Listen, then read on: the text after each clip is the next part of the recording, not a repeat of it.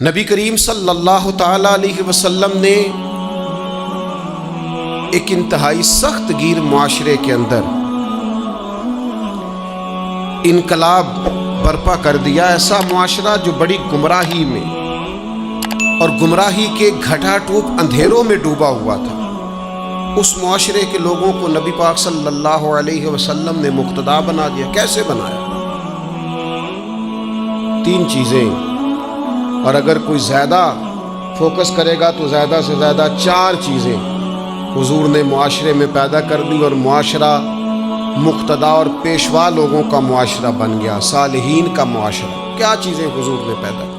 ایک تو نبی پاک نے مضبوط ایمان دیا لوگوں کو، وبالآخرۃ ھم یوقنون، آخرت پر ان کا یقین کامل بنا دیا۔ مرنا ہے، اللہ کے حضور حاضر ہونا ہے، زندگی عارضی ہے، والآخرۃ خیر وابقیٰ، آخرت بہتر ہے اور ہمیشہ رہنے والی ہے۔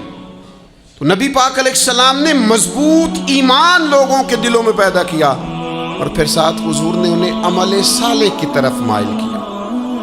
انہیں کہا گیا کہ تم نے نیک اعمال کرنے، تمہارے ستھرے اعمال ہوں، تمہاری طبیعت پاکیزہ ہو، تم سارے دن اپنی ذات کے لیے سیاست نہ کرو، بلکہ پاکیزہ روش، پاکیزہ سوچ، اعمال حسنہ، آخرت کی تیاری، قبر و حشر کی بہتری کے لیے اعمال۔ اور تیسرا، نبی پاک علیہ الصلوۃ والسلام نے لوگوں کے دلوں میں خوف الہی پیدا کر دیا۔ اور چوتھا، حضور نے انہیں فکر آخرت سے آشکار کیا۔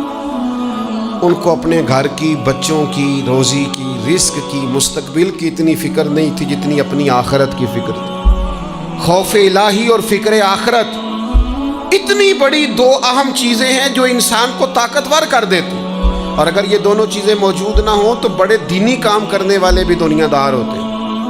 بہت سارے لوگ ہیں، دین کا لیبل لگایا ہوتا ہے، دینی کام کر رہے ہوتے ہیں، لیکن اس کی بالکل اوٹ کے اندر چھپ کر وہ ساری دنیا داری کر رہے ہوتے ہیں۔ ان سے تو کئی دنیا دار اچھے ہوتے ہیں جن کے پاس لباس تو مذہب کا نہیں ہوتا، لیکن ان کا باطن سارا کا سارا اللہ رسول سے جڑا ہوا ہوتا ہے۔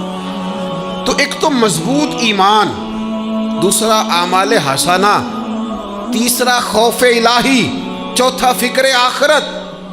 یہ نبی پاک علیہ السلام نے لوگوں کے دلوں کے اندر ودیت کر دی چیزیں۔ من عمل صالحا من ذکر او انثی فہو مؤمن فلنحیینہ حیاۃ طیبہ، جو بھی تم میں نیک عمل کرے، چاہے مرد ہو چاہے عورت ہو، شرط ایک ہی ہے، ہو مومن۔ فلنحیینہ حیاۃ طیبہ، رب کہتا ہے ہم اسے پاکیزہ زندگی عطا فرما دیں گے۔